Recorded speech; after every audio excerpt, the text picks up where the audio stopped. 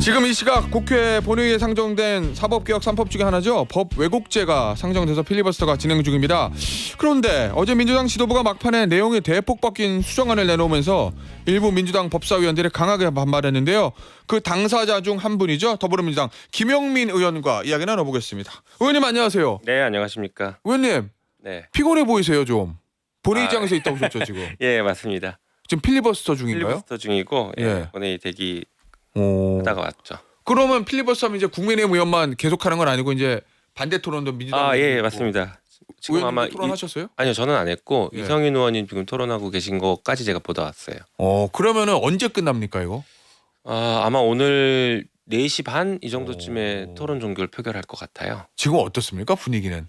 어떤 분위기요? 그러니까 이게 원래는 네. 찬성하는 반대하는 국민의힘, 그렇죠. 찬성하는 더불어민주당 이렇게 돼야 되는데 네. 지금 더불어민주당 내에서도 좀 예. 찬반이 갈리잖아요. 수정한 것 때문에.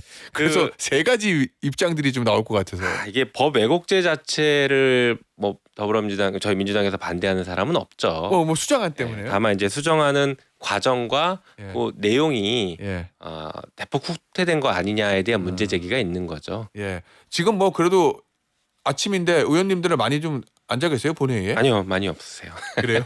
국민의힘도 그렇고 더불어민주당. 네, 국민의힘은 거의 없고요. 예. 민주당이 그래도 몇 분 계시죠 지금. 국민의힘은 거의 없어요. 네. 예.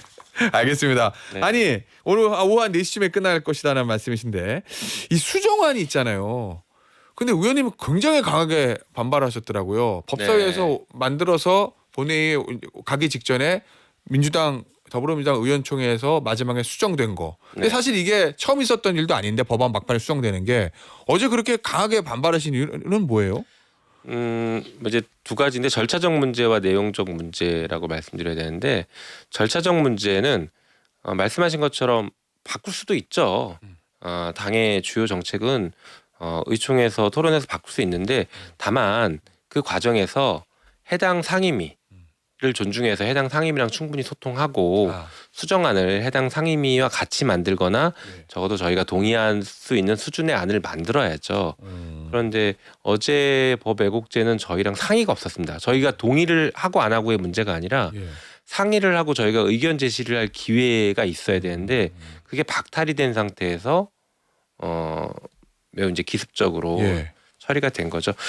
저희가 지난 주말에 22일 날 의총을 했어요. 그래서 의총에서도 법 왜곡죄에 대해서 그때 토론을 했습니다.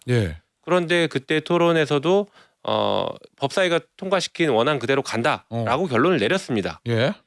만약에 정말 수정을 할 필요성이 있고 정말 중요한 문제가 있었다라고 하면 정책위에서 그때 수정안을 마련해서 법사위와 상의를 했어야죠. 그런데 그때는 법사위 원안대로 가겠다라고 문제없이 결론 냈다가 그때는 지도부도 그러면은 이제 그렇죠. 법사위 의견에 동의했다는 거잖아요. 예, 그렇게 갔다가 갑자기 이제 어제 수정을 하니 그게 예. 문제였던 거죠. 그럼 내가 갑자기 그럼 왜 그때는 한 며칠 전 22월 말에 한 일주일 전에 네. 그때는 그냥 괜찮게 법사위 원안대로 하는 것처럼 하다가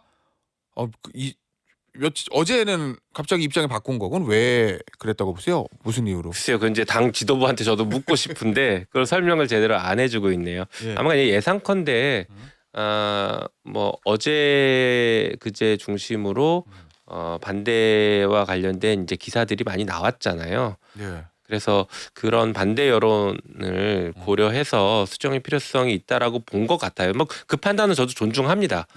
말씀드린 것처럼 그렇다고 하더라도 그럼 뭐서 어떻게 고칠지를 법사위랑 상의를 사전에 했으면 저희가 또 동의할 수 있는 부분들도 있을 수 있었을 테니 그렇게 정리를 했어야 되는데 이렇게 하다 보면 앞으로 다른 상임위도 마찬가지로 법을 통과시켜도 언제든지 그 상임위와 상관없이 그냥 의총에다가 정책위가 수정을 내고 당론 채택하자 이렇게 해버릴 수가 있는 상황이라 이건 좀 구조적이고 절차적인 문제가 반복될 수 있어서 문제 제기를 세게 했죠.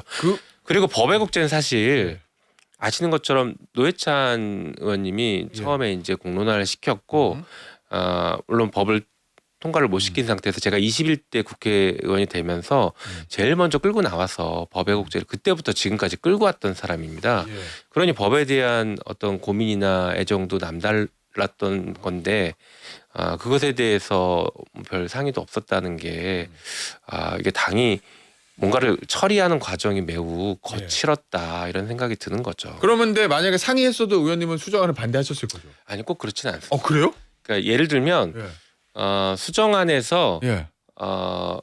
그 대상 사건을 줄이는 것은 저는 반대인데 예. 다른 어떤 문구를 추가하거나 아니면 조금 더 명확하게 지금도 사실은 명확하긴 한데 예. 그래도 당 입장에서는 문제 제기들이 있으니 조금 더 명확하게 하자라는 취지의 예.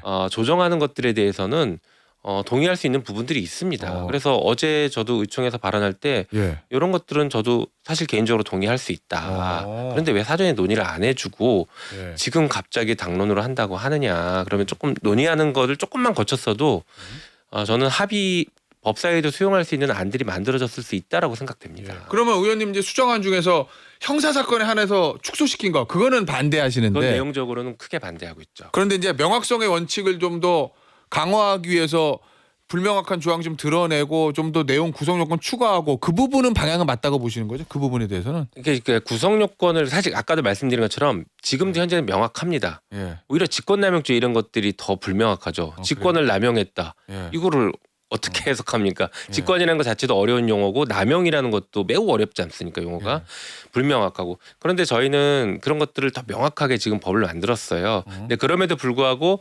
어떤 조항들은 법원을 너무 위축시킬 수 있다. 예. 이런 주장을 하는 분들이 계셔서 그런 부분들에 대해서 드러내거나 아니면 보완하는 단서 조항을 넣거나 하는 것들에 대해서는 동의할 수 있었죠. 네, 그런데 아까 말씀드린 것처럼 형사 사건만을 처벌 대상으로 한다라는 것은 이 법 왜곡죄의 제도적 취지 자체를 완전히 퇴색시킬 수 있어서 바람직하지 않다고 봅니다. 특히나 앞으로 법원의 판사들이 형사 재판 다 안 한다고 할 것 같아요. 아 그래요? 형사 재판하면 법 왜곡죄로 처벌될 가능성이 있고 형사 재판을 하지 않으면 법 왜곡죄로 처벌되지 않는데 누가 형사 재판을 하려고 하겠습니까? 안 그래도 지금도 힘든데요. 그러니까 의원님 그 부분 네. 형사 재판을 안 하려고 할 것 같아요라 그 말씀은 이 법원육죄가 도입으로 사실은 판검사를 좀 위축받을 수 있다라는 거는 의원님도 좀 알고 계시는 거잖아요. 이게 이제 위축 효과인지 예방 효과인지는 봐야 돼요. 근데 지금 말씀드린 것은 한쪽은 전혀 처벌을 하지 않고 한쪽만 처벌을 하면 판사들이 지원을 안 할 거라는 거죠. 그런데 모두 다 처벌 대상이 될 수 있다고 열어두면 법원이 오히려 기본권에 충실하고 법률에 충실하고 헌법에 충실하고 양심에 따르는 재판을 할 가능성이 높아집니다. 예. 실제 독일에서도 그래서 이 예방 효과가 굉장히 크다라고 분석들을 하고 얼마 전 독일 판사 인터뷰도 했더라고요. 실제로 오히려 이것이 처벌받은 예 별로 없다고 그러던데. 처벌받은 예가 많지는 않죠. 그게 저는 바람직한 모습이라고 봐요. 이 법 왜곡죄로 처벌받은 판사들이 판검사들이 많으면 정말 나쁜 판검사들이 많은 나라인 것이죠. 그렇지만 이 처벌 조항이 있음으로 인해서 판사 검사들이 스스로 남용을 자제하는 것, 그 효과를 발생시키는 게 이 법의 진짜 목적인 것이죠. 예방적 효과? 예, 맞습니다. 그래서 한 명도 처벌되지 않더라도 이 법 때문에 판사가 공정한 재판을 할 수만 있다면 저는 그게 가장 좋은 모습이라고 생각합니다. 어제 법원장들이 이 수정안에 대해서도 내용이 모호하다. 그러니까 기본적으로 법왜곡죄에 반대하는 거죠. 네. 내용이 모호하다. 그다음에 이렇게 되면 재판 진 사람들은 다 판검사에 대한 법왜곡죄로 고소고발 남발할 건데 그거 어떻게 감당할 것 같냐? 뭐 이런 내용들이거든요. 법원을 위축시킬 수 있다 이런 내용들. 일단 법원이 좀 반성부터 해야 되는데 반성 없이 저런 얘기를 하니까 그게 되게 공허하게 들리긴 해요. 한편 제가 그래서 그걸 물어봤어요. 법왜곡죄가 없을 때는 그러면 유사한 게 직권남용죄인데 직권남용죄로 충분히 처벌할 수 있다가 법원의 입장이었거든요. 저희 법사위 심사할 때. 그러면 직권남용죄로 고소고발돼서 처벌받은 예를 가져와 봐라 했더니 한 명도 처벌된 적이 없습니다. 이게 현실이거든요. 국민들은 굉장히 지금 뭐 문제가 있다고 얘기하지만 직권남용죄 처벌 한 명도 안 해요. 왜? 그거와 관련된 수사와 기소 검사가 하고 있고 재판을 판사가 하기 때문에 처벌을 안 하는 겁니다. 오히려 이 법 왜곡죄가 판사와 검사들이 최종적으로 다 판단을 하기 때문에 제 식구 감싸기로 이게 효과가 반감되는 거 아닐까라는 걱정을 하는 것이 지금 사실은 합리적인 것이지 이게 남용된다 그 가능성은 저는 그렇게 높지 않다고 봅니다. 고소고발이 있을 수는 있겠죠. 하지만 요건이 까다롭기 때문에 그 고소고발에 따라서 기소가 되거나 실제 재판에서 유죄가 인정되는 케이스는 저는 매우 낮을 거라고 봅니다. 그 부분은 어때요? 오늘 종합신문 보니까 이제 민주당의 곽상원 의원의 주장인데 아니 이제 법의곡죄로 법령 해석이나 이런 문제로 처벌하기 시작하면 용기 있는 1심 판사가 대법원 판례에 반하는 하급심 판례 내는 경우들이 있잖아요. 예를 들면 양심적 병역 여부도 그랬었고 그게 현저히 줄어들 거다. 네. 법의곡죄로 처벌되고 다 대법원 판례 따라서 하지 하급심 판례가 진보적인 판결할 수 있겠냐 이런 걱정이거든요. 이제 기우죠, 기우. 기우예요? 예, 그게 이제 사법 불신이 그만큼 높은 건데 예. 법관의 양심을 믿으면 예. 이 법 왜곡죄로 처벌한다는 것은 쉽게 말해서 헌법과 법률을 일하고 양심에 져버렸다는 건데 예. 그 판단 기준은 정의관념에 부합하느냐이고 예. 정의관념에 부합하느냐는 국민적인 눈높이에서 쉽게 판단될 수 있습니다. 그런데 이제 법의곡죄에 대해서 얘기하시는 분들이 그 비슷한 이제 위축 효과를 가져온다고 얘기하시는 분들의 네. 굉장히 중요한 모순된 주장이 하나 있습니다. 뭐요? 그건 뭐냐면 법이 미비가 됐을 때 판사들이 해석을 통해서 그 사건을 구제할 수 있는 길이 닫힌다 이 얘기를 해요. 예. 법이 미비돼서 해석을 통해서 구제를 하면 해석으로 입법을 하는 겁니다. 그건 안 된다. 그거는 상권 분립 위반이죠. 예. 거꾸로 그러면 국회가 지금 윤석열 내란숙회가 너무 마음에 안 들어서 재판도 마음에 안 드니까 윤석열은 사형에 처한다라는 입법을 한다고 쳐보십시오. 그건 처분적 말도 안 되죠. 예. 똑같아요. 예. 그 똑같은 거 상권 분립 위반이니까 처분적 법률이 위헌인 거잖아요. 예.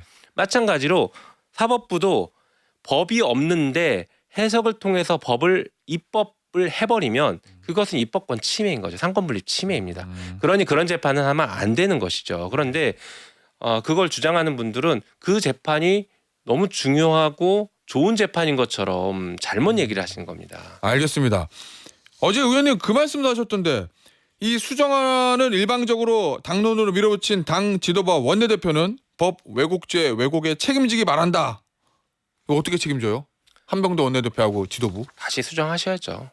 다시 수정? 네. 오늘 좀 4시 끝나면 네. 본회의 올리는 거 아니에요? 그 전에라도 빨리 수정하는 게 저는 맞다고 생각합니다. 아 그래요? 예. 네, 그래서 아까 원한 대로? 말씀드렸던 예. 아니 뭐 꼭 원안이 아니더라도 예. 우리 법사위도 동의할 수 있는 수준의 법이 있다고 다시 했잖아요. 수정하자? 네, 수정하자. 그리고 특히나 형사사건만 처벌 대상으로 예. 하는 것은 평등권 침해 논란이 있어서 오히려 이게 위헌 시비가 여기서 더 발생할 수 있거든요. 만약에 다시 수정 안 하면 어떻게 하실 거예요? 그건 고민해봐야죠. 그걸 지금 제가 이 자리에서 뭐 확인할 수는 없고 저는 계속 주장을 하고 네. 제가 할 수 있는 노력을 할 수밖에 없죠. 지금은. 아니 근데 의원님 요거 있잖아요. 어제 이제 한정혜 정책위 의장이 의총에서 법 왜곡죄 수정안 이거를 당정청 협의안이다 이렇게 설명한 것도 알려졌거든요. 네. 그럼 이 얘기는 청와대도 수정안에 동의했다 이렇게 해석도 되는데 어떠세요 그건? 그러니까 당정청 협의했는지 안 했는지는 제가 뭐 알 수는 없지만 예. 당정청 협의를 했더라도 해당 상임위랑은 상의를 해야죠. 그러니까 입법권은 결국에 국회에 있고 해당 상임위 중심주의인데 예. 당정청 협의가 해당 상임위의 입법권을 무력화시키는 것은 바람직하지 않지 않습니까? 그래요? 이 문제 제기를 하는 거예요, 저는. 알겠습니다. 네. 어제 그리고 이제 법원장들 회의에서 의원님 이 대법관 증언 요거 법의곡죄는 그렇고 또 하나가 이제 대법관 증언이잖아요.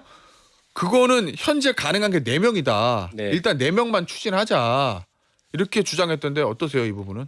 그것도 눈높이에 맞지 않죠. 그래요? 예, 그래도 4명이라도 인정하니 예. 대법관 증언의 필요성에 대해서는 법원이 조금이라도 동의는 한 것 같은데 예. 저희는 그거는 원안대로 12명 증언하는 것으로 가서 대법원이 국민들이 이제 간절하게 얘기하고 있는 사건들을 정말 조금 더 귀 기울여서 듣고 예. 기록 검토라도 조금 더 꼼꼼하게 할 수 있게 만들어야죠. 그리고 공간 부족 얘기 많이 하시던데요. 예. 대법관 이전하면 됩니다. 대법원. 그래요? 이제 대법원이 서초동에 있을 이유가 없어요. 예. 예. 아니 기본적으로 법원장들 입장을 보니까 아니 이게 80년대 사법제도 틀을 바꾸는 건데 네. 그럼 당사자인 사법부의 의견도 좀 반영돼야 되는 거 아니냐. 우리가 사법부가 검찰보다도 못한 취급을 받고 있다. 뭐 이런 어제 좀 반발이 좀 나오던데 그 부분은 어떠십니까? 의견 반영에 대한 거. 일단은요. 예. 사법제도의 틀을 바꾼다라고 인식하지 말고 음. 기본권 보호의 틀을 바꾼다. 기본권 보호의 틀을 더 강화시킨다라고 이해하는 게 예. 맞을 거라고 생각합니다. 그리고 사법부도 국민주권 아래 있고 국민으로부터 권력을 부여받았어요. 근데 국민들이 바라는 사법개혁에 대해서 사법부가 진지하게 먼저 고민하고 최근에 불신을 막 형성했던 이 사건들에 대해서 사과부터 하고 어떤 개혁안을 내겠다라는 자기 반성이 없이 그렇게 얘기하는 것은 저는 좀 잘못됐다고 봅니다. 물론 그럼에도 불구하고 개혁의 대상이고 또 상권 분립의 한 축을 담당하는 사법부의 의견을 청취하고 존중하는 건 저도 동의합니다. 그래서 실제 저희가 당에서도 사법부 의견을 많이 들었어요. 예. 그렇지만 아까 말씀드린 것처럼 현재 문제가 되는 것에 대해서 인정하지 않아요. 사법부가. 문제가 없대요. 그러다 보니까 개혁의 출발점이나 전제가 생각이 너무 평행선을 달리고 있는 것입니다. 저희가 사법부 의견을 듣지 않지 않았습니다. 상당히 많이 들었습니다. 알겠습니다. 네. 마지막 질문인데요. 네. 사면금지법. 요거 이제 대통령의 사면권 제한한다 해서 위헌성 논란 좀 있었는데 네. 이거 언제 어떻게 처리하실 거예요? 일단 위헌성 논란은 법무부 장관도 명확하게 위헌성 없다라고 답변을 하셨죠.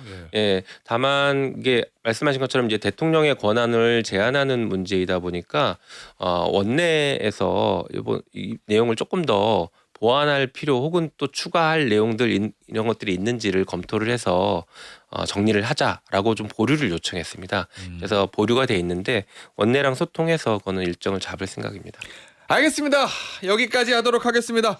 더불어민주당 김용민 의원이었습니다. 의원님 감사합니다. 네, 감사합니다.